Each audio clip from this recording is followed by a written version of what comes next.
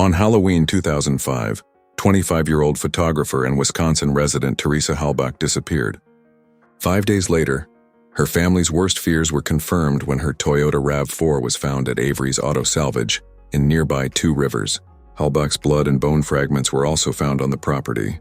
That salvage yard belonged to Stephen Avery, 43 at the time, who had just been exonerated of a wrongful sexual assault, attempted murder, and false imprisonment conviction 18 years into his prison term, when DNA evidence proved that another convict, Gregory Allen, was guilty of the crime.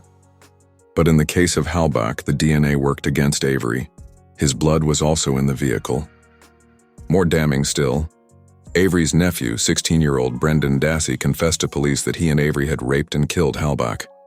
Avery maintained his innocence, suggesting that he was part of an elaborate framing by Manitowoc County law enforcement, as retribution for a $36 million civil suit he'd filed against the city for his wrongful imprisonment.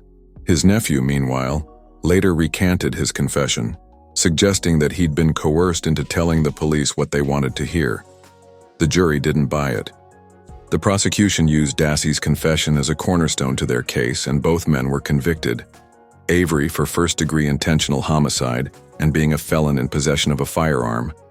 Dassey for first-degree intentional homicide, mutilation of a corpse, and second-degree sexual assault. Both received life sentences.